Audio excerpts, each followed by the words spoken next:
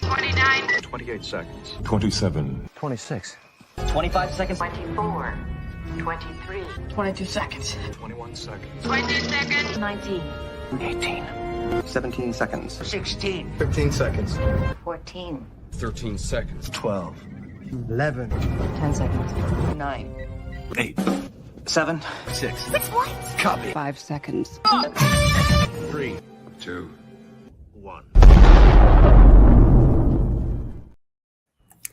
Hello, and welcome back to Subspace Chatter. This week we'll be charting a course into Broken Bow, the pilot episode of the prequel show Star Trek Enterprise. So lower your phaser pistols, depolarize your hull plating, and prepare to grapple opinions on this episode. We'll be opening a subspace channel to this week's helmsman, veteran Star Trek director James L. Conway, who is our special guest. Joining me in the sweet spot today are a group of experienced fellow Starfleet officers who are far from a shape-shifting Suliban, some future guy, and a Starfleet recruited boomer. Let's introduce ourselves. So it's me. Hi, I'm Ren from Ren Rants, and let's go around. I'm James, Jamie, nice to meet you. And Javon, I am a Star Trek nerd, a nerd in general, and a warp drive safety expert, and I can confirm it is in fact safe to stand next to one of those things. All right, ready to engage the Warp 5 engine? Let's go. So, James, when you came on to direct Broken Bow, what did you feel Enterprise had to get right immediately in order to introduce this new era of Star Trek? Well, they had been doing things right for a long time. What we wanted to get right was an authentic kind of prequel, the original series, and make the technology as free as we could. I mean, there's certain things that have been established way beyond what the original series did, but we wanted to make things seem more primitive for the Starfleet, and things like making the starship more cramped and crowded, and you have to bend over more, kind of like a submarine, as opposed to what we had in Next Generation and Voyager, which were these big spacious spaceships. That makes sense with the appearance we get from Scotty in TNG, where he kind of complains about how cramped the quarters aboard the Enterprise were. So it's kind of fun to see it sort of even more brought to life in Enterprise. Are there any behind-the-scenes tidbits that you wish more fans knew about when you were working on this episode?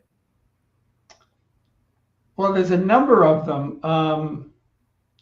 Some have been talked about. One that I'm not sure gets that much attention is when Scott was cast, and it was a last minute thing. He was always the person we had in mind, but negotiations were going on back and forth.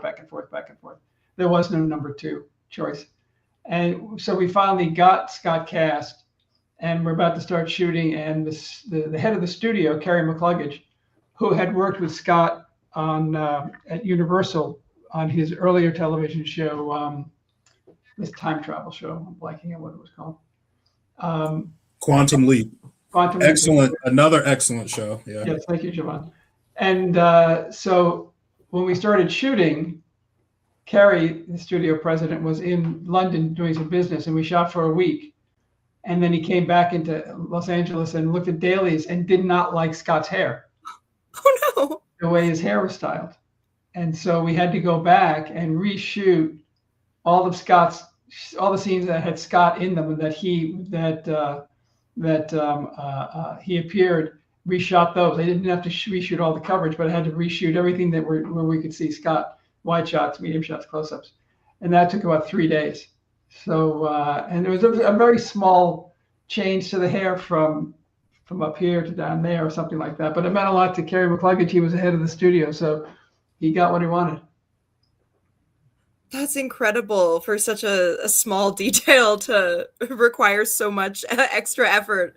But I mean, the final product does look great, so maybe he was onto something. I'm not sure if any of that film still exists. It would be interesting to cut a scene the old way and then show the scene, the finished way, just to see the difference. Yeah, I'm sure there's some like little nuances that kind of change with every take, so it'd be interesting to see how much the performance changed between the two. And they were quite spread apart time-wise because we didn't do it immediately. We went back later in the production. So and by then I had, the first things I shot was all the bridge stuff. That was where we started. So I got to know the actors, they got to know me, they got to know each other as we were shooting. And by the time we went back to reshoot, everybody knew each other better. And I'm sure there were some different nuances in the performances. So I'd be curious to just learn more about what did it take to get even to those initial days of shooting as a director. When did you come into the process? What were some of those conversations like?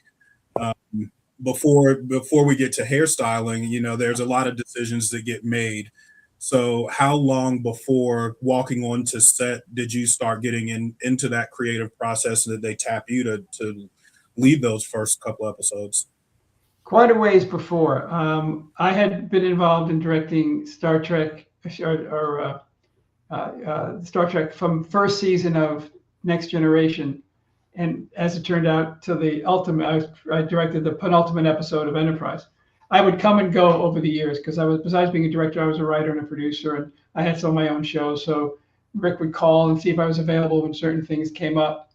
And if I was available, then we tried to make it work. I had been offered the pilot for Voyager, but I was not available. And then I was offered this. At the time, I was working as executive vice president for Spelling Television. Spelling Television, luckily, was owned by Paramount. And so I went to Aaron Spelling and Duke Vincent and said, I've been offered the pilot for Enterprise. And they let me out of my contract temporarily to go to do the pilot, and then I went back to Spelling. But I got on board just after the script was finished. Rick sent it to me when they had first finished their first draft. I flipped. I loved it. He got me approved, and I was on board very early. They were just finishing up Voyager, and we were going to take over those stages. So they had to knock down the Voyager stages and then start building our sets. So I was there for the construction of the sets. I had a little bit of input into some of the sets. Herman, the production designer, had already drawn many of the things up. Most of the wardrobe decisions had been made. The makeup decisions had been made by this team that was in place. It was the same team that had done the last 3 shows for Star Trek. So they were all fabulous. I knew them all, which was great. It made the shorthand really easy. But I was there early on before any of the casting. We all casted together, Rick, Brandon, and I. I'm getting some feedback from someplace here. Oh, I'm sorry. I think it's a little Discord notification. I don't know how to turn it off. So how much did the script sort of change between when you initially saw it and when shooting began, or did it change at all? It hardly changed. What they wrote was what we shot, and that was sort of the way things worked there. They would send scripts to the studio. They would have small notes, but overall, whatever these guys wanted, they got, except the hairstyle. And what are some of I guess we talked about it a little bit with like the sort of older style technology and stuff, but what were some of the unique challenges to directing the first episode of a show in an existing franchise? You wanted to give it a sort of a feel of its own, a look of its own. We went much darker with this show. If you remember, TNG was a big, bright set. Same with Voyager. We tried to be a much more moody, dark set. I did a lot more close-ups where a camera would move between one person to another instead of big wide shots all the time. We did drop back when we needed to, but on the most part, I wanted to keep it like a submarine, very a tight feeling to it.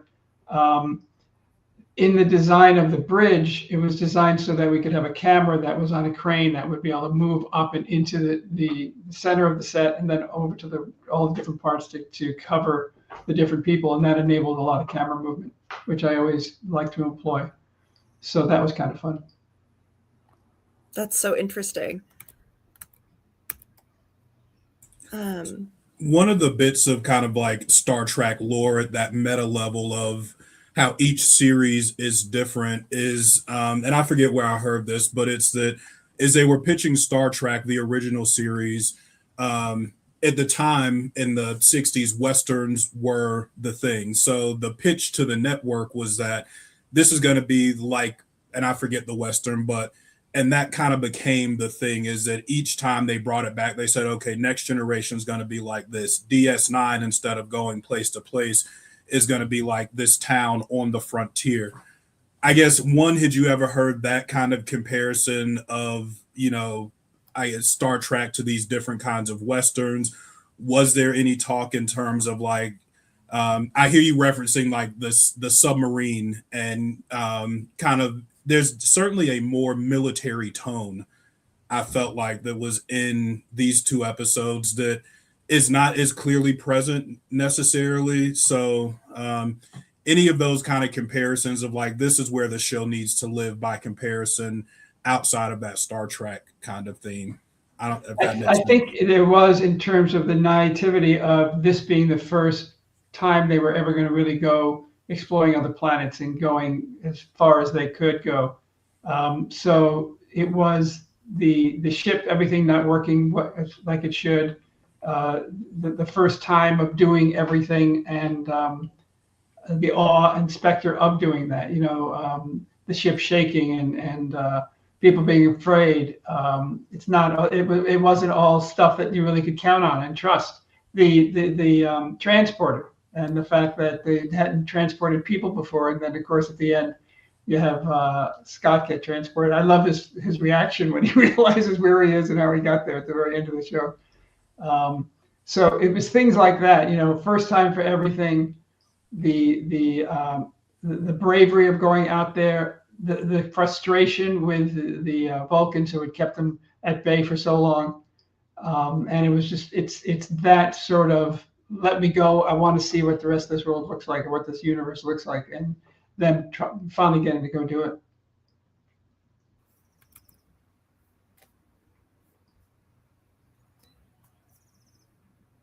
So you've said directing the Enterprise pilot was one of the best experiences you've ever had in television. I feel like you've gotten to it a little bit, but what made that production so special for you? A few things. One, it was a pilot, so there was a big budget. I think it was $12 million, which was a lot of money in 2001 for a TV series. It was a 2-hour, so it was a movie length. We aired it as a feature for at the studio for all of us to see at the end. So that, and it had a large shooting schedule, 25 days. On a normal episode of Star Trek, it was either 7 or 8 days per episode. So to have 25 days, which is many, many more days than you normally have in an episode, was quite nice, because it was like feature film time, and you really got to do great lighting, great special effects, great camera moves, things that you don't always have time for on an episodic schedule. Kind of gives you time to nail everything and experiment a little. Yes, and to shoot big. I mean, there's a lot of very big scenes there, and that was fun to do. And for me, it was also nice because I knew everybody on the crew from previous work. I knew all of the staff, all the camera people. The AD was one of my best friends. So even though I hadn't directed a Star Trek in 4 or 5 years, it was great to go home and to do that pilot. So for me, it was just fantastic.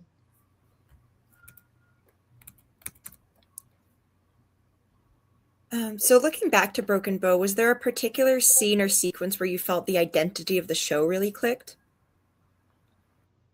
Oh, that's a good question. I don't know that one scene said it. There's a lot of standout scenes for me. One of the best was the shootout on the surface of the planet with the snowstorm going on. Very involved scene with gunfire and spaceships taking off and people getting wounded. And I love that in terms of the size and the scope. All shot on a soundstage, but it was stage 25, and we took it over. It took hours to light. And, you light it, we add the snow, you add the visual effects. I mean, it was quite an elaborate production to do, and I really enjoyed that. It feels so immersive. I really liked the snow scene. I feel like we don't get all that much snow in Star Trek, but it's such a just dynamic addition, I think, to just really give you a vibe. Yes. And also, but that was early days for some visual effects, and the shot of them on the elevator going straight up, which was what's all CGI of them. They scanned them all, and that was CGI, and that was very early on in that process. That was the interesting thing about working on Star Trek from the beginning meaning Next Generation. That very first season of Next Generation, it was all blue screen, and you took a camera, you had to basically nail it to the stage floor. They had 4-pin registration, so there was no shutter, any movement on the camera, and that's just to do an over the shoulder to a green screen that they were going to mat in the star field to. So the amount of restrictions that we had to do visual effects in 1987 versus 2001 when we did this pilot, where it was, and now it's just so easy, and you can add visual effects to anything because it's on digital instead of being analog and film. So it's been fun to be involved in the same shows, watching the evolution of visual effects the whole time. And Star Trek was always at the front end of that. So kind of having that perspective of seeing, those very early beginnings of CGI and the use of just the next generation of special effects on TV and things. I feel like a lot of the newer stuff I see often criticized as it is lacking the polish. They're rushing it. They want to do everything in post. They aren't forced to do as many practical effects and to really think about and to have to really focus on that quality because they can't just do things so easily as they do now. Do you think TV in general and Star Trek in particular maybe suffers from the fact that it is so easy, so they aren't doing it as well? How do you kind of enjoy or maybe look at that as somebody who can appreciate it as someone who's done it and recognizes both the challenges and the benefits? Do you think they're keeping the standard where it should be, or do you feel like it's maybe stepping down a bit? I think you have to know what you can accomplish with a visual effect to make it look great, so it doesn't even look like a visual effect. I remember when I saw The Lord of the Rings and I saw the dragon. My question wasn't how did they do that? It was, what do they feed that? Because it looks so real. And that's what visual effects should be. They should be so good that you're not even sure it's a visual effect. And oftentimes people will say, well, we'll do it in post, we can do it with a visual effect, not having thought it out, not having the experts there. So when the time comes to actually do it, they don't have the money, or the technology is not as good as they thought it would be, and it doesn't look very good. So a lot of it is having the right people around you when you plan stuff out and having them give you an honest answer about how good that will be. And if it's not going to look that good, don't do it. I've done a lot of visual effects on a lot of different shows, and they're expensive. So you have to be very careful about what it is you're going to do if you care about the ultimate quality. And that's always been a high concern of mine and ours. So it can be overused and lazy, and then they pay the price on the other end when they can't afford it or it doesn't look good and they can't afford to fix it. And it goes into the initial planning from the script on. Is this something that can be a visual effect, a practical effect, or both? And what do we have to do to make it look as good as possible? Because the ultimate result should be invisible, that you don't know if it's a visual effect or not. So that brings us into a really kind of related question, which is, how did you manage to accomplish the first view of the cornfield in Broken Bow, where it starts off with like the close view of the plants, but then as the camera rises, it seamlessly switches to the CGI in order to show us the clashed Klingon vessel? That was, again, this is early on days, but the boom up was not a helicopter. It was a huge crane. I think it was 76 feet long. And it was we had it sweeping along the edge of the cornfield, and then just boomed the arm up, and it gave the effect of flying. And then just built into that, they just CGI took over, matched the move, and put in the visual effect. Again, that was early days of a lot of the stuff. would look at the dailies that would come in from them, and I would be shocked at how good it looked and how real it looked. And sometimes we would send it back, but not often. The visual effects guys on Star Trek were fantastic. And again, a lot of this was cutting edge, had not really been done or not been seen that much. And again, you don't know if that was a practical effect or a visual effect. When it blows up, that is a practical effect. We blew that up. And it's funny because you see this huge wave coming ahead of the explosion when you see the dailies, because it was such a big concussive wave. But that was something that we blew up, which these days you would probably just use a visual effect to accomplish that. But that was a physical effect. So we have a Oh, go ahead. Sorry. We have a comment in the chatter on the live, and Michael McDermott says hello. It's good to see you again. But he says, yeah, this is one of his favorite stories. So how do you convince a farmer to blow something up in his field? Is that on you as the director, or is there like a production person that goes out and has that conversation? We went out to Bakersfield 4 months before we shot it. And we grew that cornfield. That cornfield did not exist. We walked to a barren cornfield, and we picked the spot where it starts, where it stops. They said, how high do you want it to be? I said, it's got to be about my head height or above my head. And he said, when are you going to be here? And we told him the date. And he said, yeah, it'll be that high. We built that thing we blew up, that whatever it's called. Silo. The silo. We built that silo. That was ours.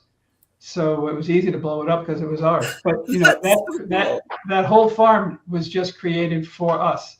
The cornfield and the silo and everything there was just a barren field. That's remarkable. That's really cool. Yeah, it was fun. In fact, coming back from the initial scout, there were 2 buses of us.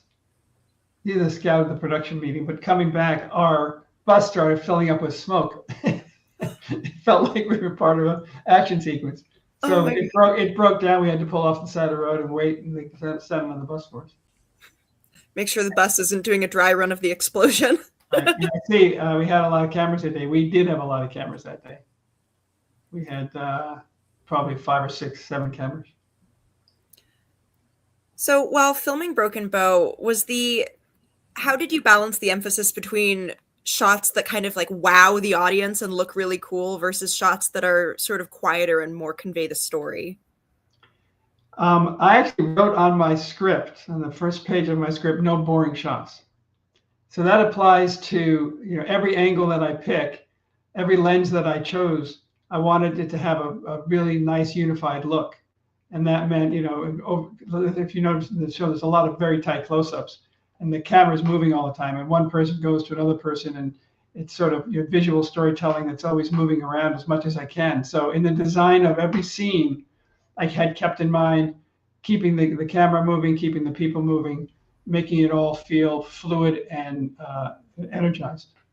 You did an amazing job of keeping everything moving without making it feel sort of distracting. It felt like the focus was still just always exactly where it needs to be. And the whole thing holds up visually so well.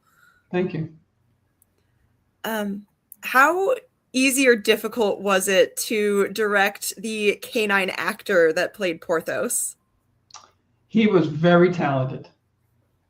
The one thing that I've done a lot of animals over the years, and the one thing I will say about them is, as trained as they can be, they just can't read that darn script.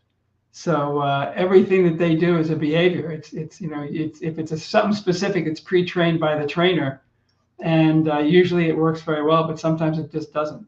But Porthos had no difficult scenes. He was just fine.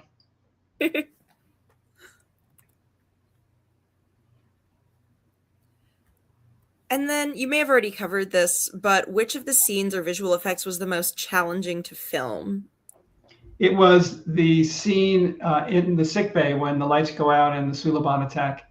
The only light source was the lights that the actors were using. So there was no additional lighting, and it was just the reflected light on off of the set and the lights from the flashlights. And again, this was still on film before digital. The ISO was much slower than it is now, so it was more difficult to shoot and get, but it worked out really well. And it was challenging, but a lot of fun. And the other scene was at the end, the whole temporal battle between Scott and the Suliban. that was all shot on a stage with green screen, and we had the empty set, and then each shot I had to shoot 3 times without the actors, with one of the actors, with the other actor, because they all had to be dealt with in visual effects. So it was very complicated to shoot all those different scenes. How do you sort of decide whether you can kind of pull off doing the kind of like diegetic lighting where it's just the actual lights on the set versus more of the external lighting? In some cases, you build your lighting into the design of the set. So a lot of the sets, because it was all on stage, the lighting was built in as much as possible. We still have a lot of floor lighting, but a lot of the sets all had practical lights that could be used. But even in those days, in particularly, you needed much more light than a normal set would have. So you still had to augment it. Nowadays, it's not necessarily the case. It's the film is so fast, or the digital is so fast, that you can go with practicals almost entirely. But then it needed more. But again, most of the main lighting was built into the set. It's so interesting how much I think for those of us, of course, watching the show, we are totally, I guess, ignorant of the extent of all of the forethought you need for all of these little details, even when you're just building the set in the first place. How do you sort of anticipate everything that you're going to need to build in, or do you kind of make changes to the set as needed? Both. Yeah, you design a set, and in most cases, the sets are designed to come apart because, for example, the Archer's cabin, where he was, because we wanted it to be tight and closed, all the walls flew because you needed to take walls out. If I'm shooting in the direction of the bed, for example, and I don't see behind me to the desk, I need to get cameras and crews and equipment in there. So it's designed to lose that part of the set, shoot where I need, and then when you turn around, you put that part of the set back in. So you design sets to come apart easily and go back together. Though it's never easy, it always takes a lot of time. And then sometimes you'll find that, gee, I wish that wall would fly, and they say, well, it doesn't. So you have to cut a hole in it, or you have to do something. You have to be, it's just scenery, expensive scenery, but it's just scenery. So it has to work for you. You can't be a slave to it. And most of the time you can think ahead, but sometimes you just have to be inventive. Ren, you're Sorry. Okay. Is it sometimes you just have to knock down the wall? From the comments, were there any similarities between working on the double-length DS9 episode, The Way of the Warrior, and the double-length Enterprise pilot, Broken Bow, aside from the long runtime?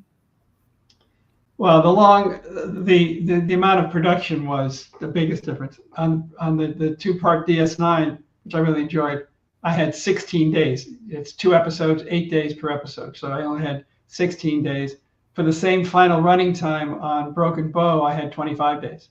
So I had, an additional 11 or 9 days more than that, which is a lot. So I had a lot more production time to do different things. But that extra day each for DS9 was great because I got to do a lot of fights in that. So I got to do, bigger, better fighting scenes because I had more time.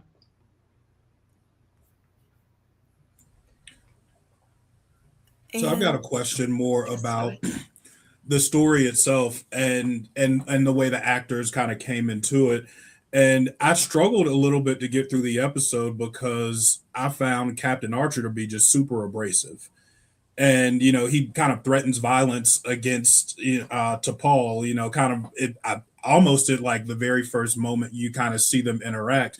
He's like, I'll put you on your backside.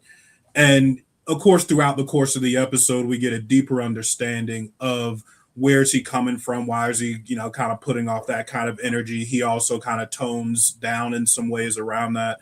So I'm curious in terms of, as a director, how much, if any of that you brought in, was that Scott Bakula interpreting the character the way he understood it? Like, how did...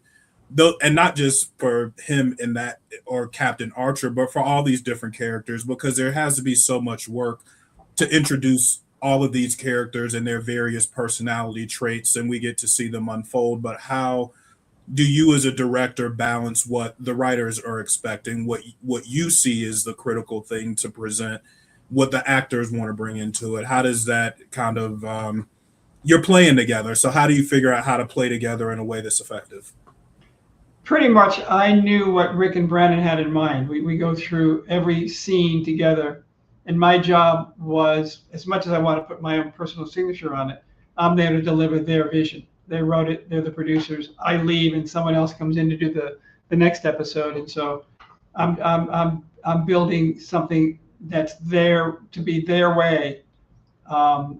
So that's my job. In terms of Archer's character, you're right. We did talk about that. I mean, he's a very unlikable is almost the way to say it. The way he treats people early on is surprising for a Star Trek show. I mean, it was always everyone sort of gets along and respects everybody. Everybody's an expert at what they do. And this was a little bit different. And his having an attitude like that, which he then grows and we find out more about it and why. But it was an interesting choice, especially when he goes face to face with a woman, Vulcan or not, and it's almost it makes you uncomfortable. Javon said it exactly. I mean, it was off-putting, and I think that was intentional to make it be different and give him a chance to grow, and try to make him a different personality than we've seen before, instead of just a cookie cutter type of captain. And so Scott's performance was really, Scott brought so much to it himself, but the attitude of the character was designed by Rick and Brandon, and I brought it forward the way they envisioned it. I think about I often look at like the kind of real world implications and the reflections kind of back and forth between the fictional and the real world, and looking at older depictions or hearing from older vets from the actual military and some of the things that they endure, and then hearing more recently about how they want to change the tone and conduct, and this kind of old school idea of, a drill sergeant, yelling and cussing at people is a thing that people were shocked several years ago, and they said, well, now drill instructors are not to cuss and use such foul language and things like that. So I can see where that tone and decorum that we've come to expect from Star Trek is something that would only exist in their organization and their culture after years and decades and many changes that would have, played out over time, where that sort of, those sort of expectations wouldn't necessarily exist. I think especially at a time when, humanity is going through some pretty significant changes as well. So I can, like I said, my first thing was like, this guy is kind of an a-hole. And then I was like, okay, well, putting it in the context of, again, everything is new here, which I think is the kind of my initial thing. Enterprise is the only version of Trek outside of the original series that I haven't seen every episode of multiple times. So I'm seeing it fresh in some ways. And yeah, it was a little, I definitely didn't like him at the 10-minute mark. What's interesting, if it was to be done now, I'm not sure the character would have been written quite that way that he is. I think because of U2 and much more sensitivity to certain things, even if he's dealing with a female Vulcan, I don't know that we would kind of allow that kind of confrontation to be the way it was. It's hard to say. That's a Rick and Brandon question, but it was off-putting. I mean, the character was a hothead that had to sort of find his way, and even from the beginning, when he's in that first meeting with all the people at the hospital, he sort of bowls his way around and pushes his way through all those guys. He didn't like the Vulcans, didn't like the way they've been treated, and he was sort of a hothead throughout the episode, doing very uncaptain-like things, putting himself in danger, putting the mission in danger for things that it worked out, but it couldn't. Just as well could not have. So that was sort of giving him a place to grow from as a character, I think, as the series evolved. I'm not sure how much conversation Rick and Brandon had amongst themselves about all that, but it did make for a unique sort of captain on a new show. I liked that he was a little bit different. I thought it was a really good way of kind of showing us how like nascent the Federation is, right? At this point where we don't have all of these norms and these Federation values like really established the way we do in later series. And we're sort of watching the Federation and Captain Archer like discover their identity together. Mhm. And I loved sort of the shift with where he begins to build that respect for T'Pol and kind of change the way that he acts towards her. And I thought it was really well done. I thought you guys did a great job. And it would sort of be almost a shame to tone it down too much, because then I think you lose the fact that he needed to grow so much and that he is able to grow so quickly in such a short time.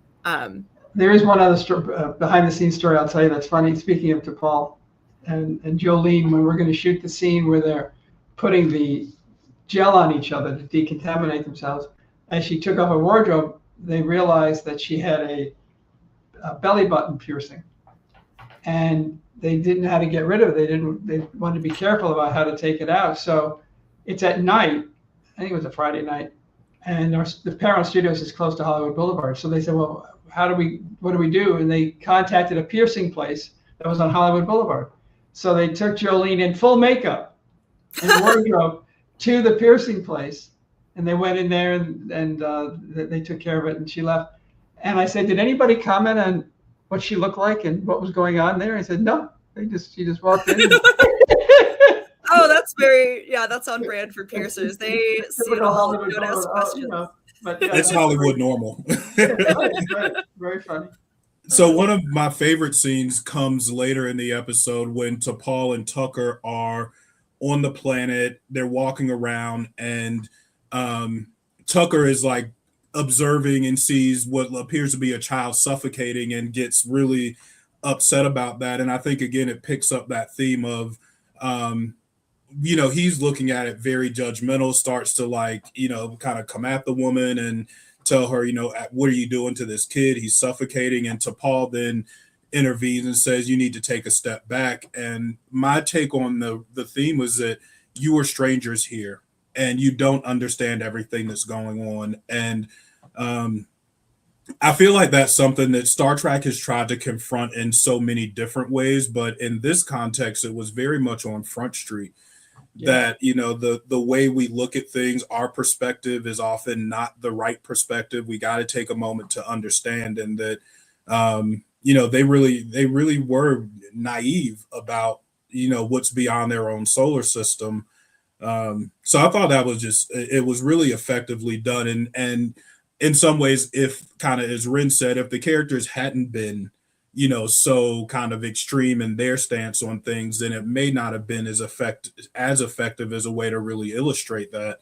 But as somebody who thinks about in my regular job, I deal in the world of politics and culture and all these different things, and often, say like we've got to be really careful when we're looking at a culture we don't understand, a world we don't understand, to see to make sure that we're not using a judgmental lens versus trying to really understand. This Star Trek kind of has that weight about it in a bigger way, that this is a show that does a little bit more than just entertains people. Does that factor into how you navigate directing it, or is that just one of the things it's got to happen, and if you're following the course right, you'll get there? Or do you? Yeah, it's actually a standard sort of plot or subplot to a lot of Star Trek episodes, original series, Next Generation. I think even DS9 episodes or Voyager episodes I've done where by doing the right thing, you do the wrong thing, and now you got to fix the thing that you did. You meant well when you screwed up, but now you've screwed this up and you got to fix it again. So that's just like a small version of what we blindly do again and again. And it happens in real life all the time too. So by trying to do right, we oftentimes make a mistake, and now we got to fix it. I do have one little thing. So going back to the decontamination scene, what is the gel made of? I've always wondered. I don't know. I know that there was something in it to make it sparkle, because that was an important part of it. Yes, it certainly glistened. Yeah, I don't know what it was. We'll have to ask Connor what it was. A mystery. Did you, from the start, have any guesses or idea who Future Guy was when you filmed Broken Bow, or did they kind of give you a little bit of a map for how the rest of the season was going to go or anything? No, I don't know how much they really knew. I'd asked some questions. I didn't get straight answers. So I'm not sure how much Rick and Brennan had actually worked out. And as I remember, that's sort of a plot line that sort of went away. It wasn't fully realized as the season went on. I can't remember. Somebody will have to correct me on that if I'm wrong. It could be. But no, it wasn't fully worked out, I believe. At least I never heard the whole thing. So that's one of those things about TV that I learned later in life is that often, that writing for TV it's often you may set up for things that you have no idea if you'll get to pick up on what the payoff will be. If a show isn't picked up for another season, then this none of the stories go anywhere. Does that present, or how do you address those challenges? And you've got a very limited amount of time to do the storytelling. You want to give people something to tune back in for. It seems like a lot of stress. As somebody who's done some writing and tried to figure out, like, if I say this now, then I've got to close the loop on it, later. But how do you balance that? Just leaving those mysteries laying around. Well, you have to know, either be sure you can solve the problem you're creating or already know the answer to it. I've worked on a lot of shows that have season-ending cliffhangers, but you're coming back the next season. And though you don't always know every bit of how you're going to get out of it, you sort of kind of do. There are some shows that are famous for, you can see they're lost and don't know what they're doing. I'll use Lost as an example. I mean, they were figuring out as they went along, and that's not unusual in those days. These days, to get a show sold, the studios really want more answers than they used to. The studios used to do 22 episodes a year, which is an enormous amount of work. And so they know you couldn't have all that information when you sold the show. You couldn't tell them 22 episodes. Now it's 8 or 10 episodes, and you could and can, and they expect you to. So you don't have a lot of these cliffhangers with no possible solution anymore that isn't worked out, for the most part, I think. Mostly they know. It's not always satisfying, but it's sort of something they have in mind. But it's important to keep the audience engaged and surprise them constantly. And sometimes by surprising them, you have to surprise yourself in the writing process. So it's, you don't know how you're going to get out of it, and that's kind of important. That sounds like a lot of pressure to be able to execute that on such a sort of tight turnaround schedule. Yes, it is, and it was. So, as someone who works in the industry, obviously as the audience, we prefer the 22 episode seasons because we get so much story. But on the creative side of things, do you prefer the shorter season shows, or do you also kind of long for the days of yore when the projects were longer? I much preferred the longer seasons, because you would start shooting in April or May, you start shooting in September and you shoot until April or May. So it's 9 months and you're a family for a long time. Now it's much shorter production schedules. And the people who work on your show don't have a year's long involvement, so they have to go find another job if they can to feed their families. And so it's much more pressure on everybody to keep working. And right now the industry is, it's shut down. So many different things aren't working as much as they used to, that it's harder for people to find jobs at all levels of the business. So that's tough. So I like the long season family feeling that we would have. And I was on shows for many, many years. Star Trek, from the first episode to the last, was 18 years from the time I was involved in there. I did Charm for 8 years. I worked on a lot of long-running television shows, and it's nice when you have the same people around you all the time. I miss that. And also, we would just go 1 year after the other. Now, many times, a season will end 8 or 10 episodes, and it'll be 2 years before they come back on the air, because they don't have to be in production to be on the air in the fall like we used to have to be. So that's changed too.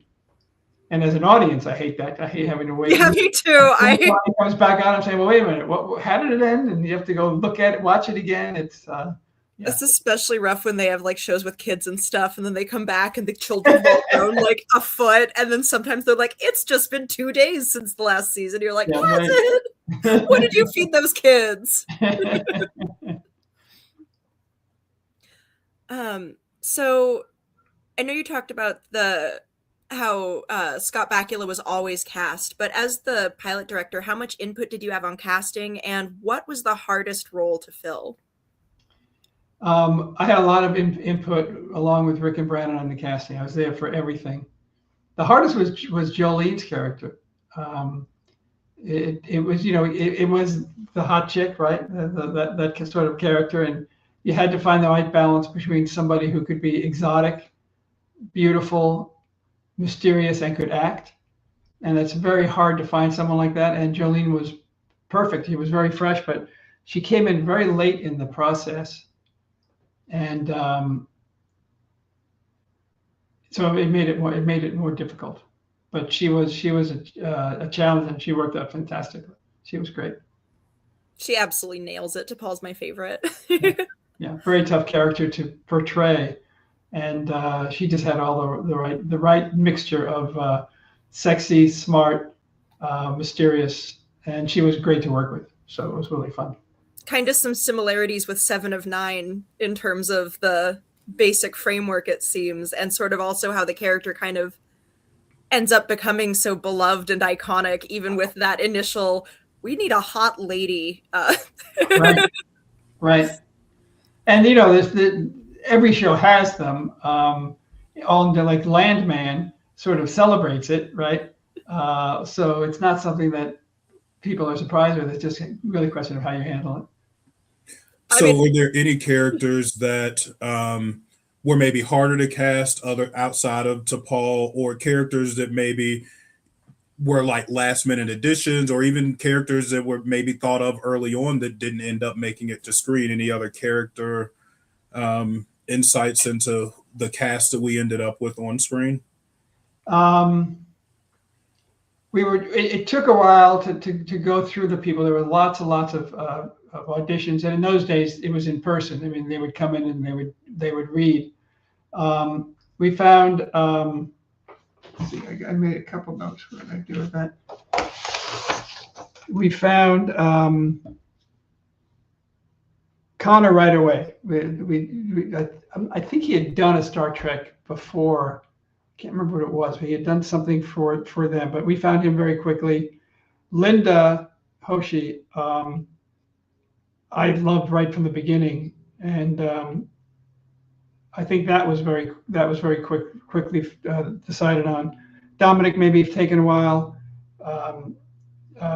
John for Dr. Phlox he knocked it out of the park immediately. He was just so unique and different and fun that when he came in, by the time he came in, he just nailed it and got it. I don't think there was any question about him. I can't remember when in the process we got to that character and he came in, but except for how difficult Jolene was and Scott was, it was more pretty standard. There were a lot of good candidates, but the ones we picked rose to the top. So we have a Dr. Phlox related question. John Billingsley's character, how did you film the enlarged smile? And that was one of the things that I definitely remembered from that Enterprise show, was that he had this kind of way to puff up his face that was pretty unique for characters. That was a visual effect. So he would just smile, and they took that smile and they enhanced it. One of the visual effects I really liked was when they're on the planet surface and they have the two women who are dancing and then sticking their tongues out and getting the little insects. I loved that. And that was one of those early days of visual effects where the actors would just go like that.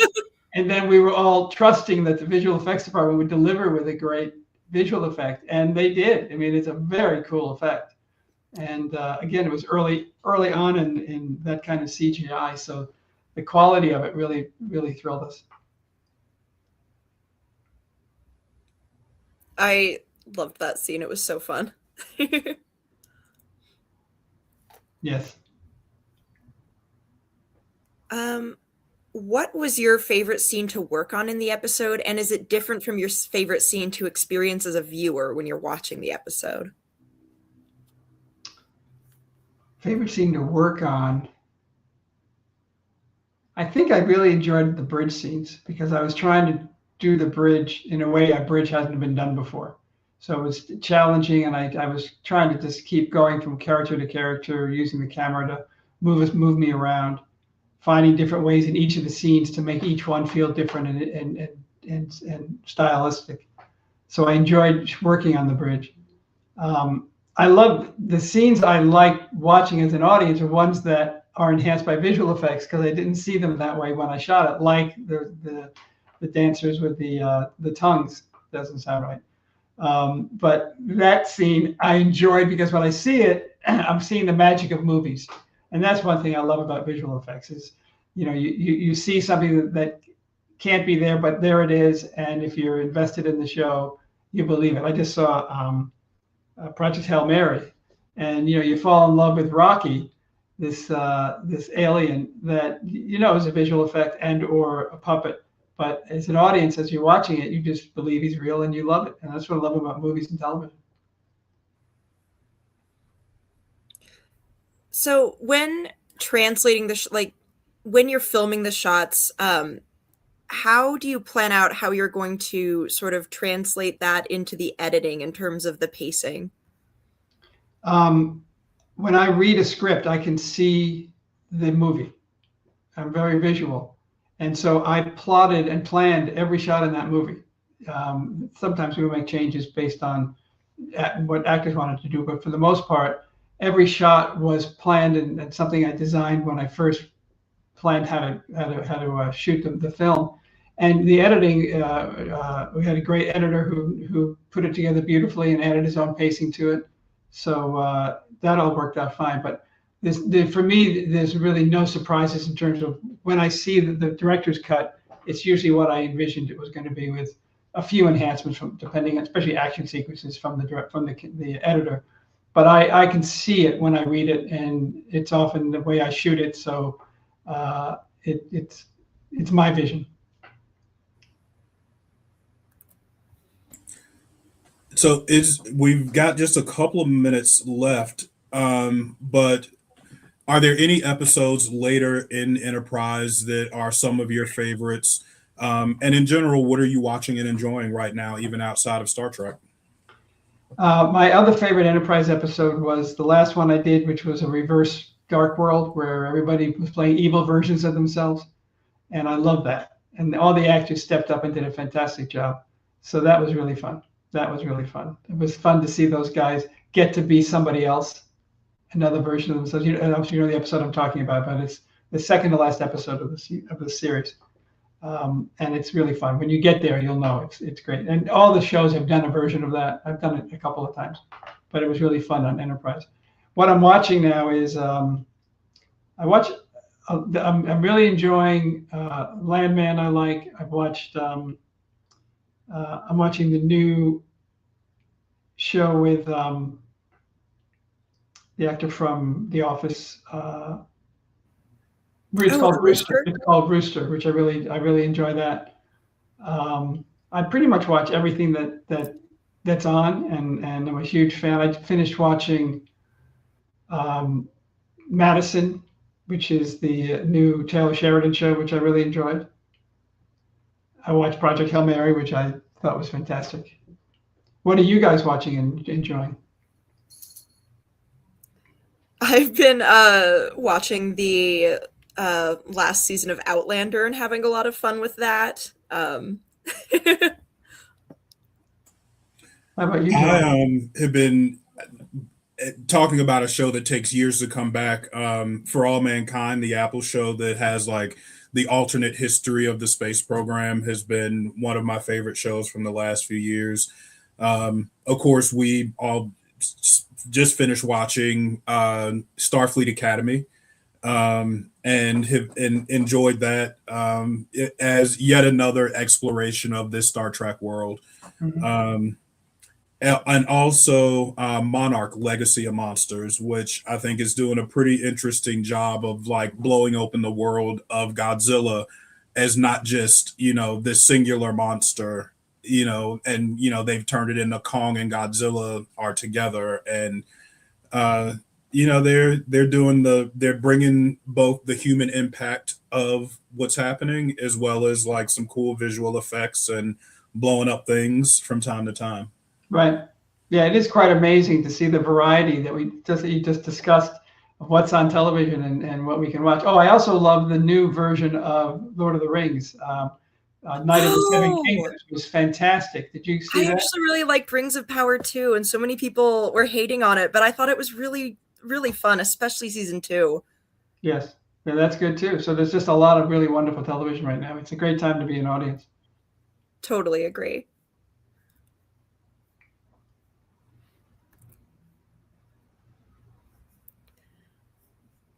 Well, I guess we'll go ahead and start wrapping things up unless you have any more questions, Javon.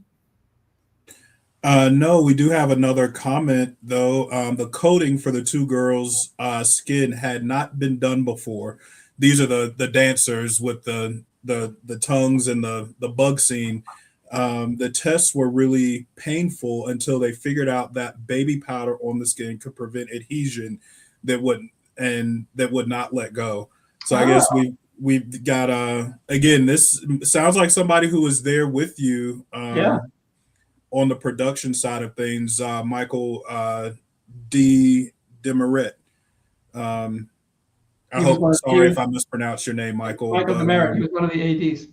Okay, there you go. So somebody who knows about the sticky details of getting paint on and off of extras. Yes. Yeah. And you think about all those scenes. There's, I don't know, 100, 200 people that are there, all had to get made up, wardrobe, get there, have to light it, and those big scenes I really enjoy. And that really had a I'm blanking on the name of the movie, but Blade Runner feel to it. That's what we were sort of going for on the planet surface. It's that Blade Runner feel. A little bit more of a cyberpunk vibe. Yeah. And apparently there are some deep ties with Outlander and For All Mankind with Star Trek production people. So there's some currents running through. Maybe that's why these shows are landing as favorites for us. That's good. That's great. Yeah. For All Mankind's a fantastic show. Mm-hmm. Everything we love always comes back to Star Trek, I guess. Right.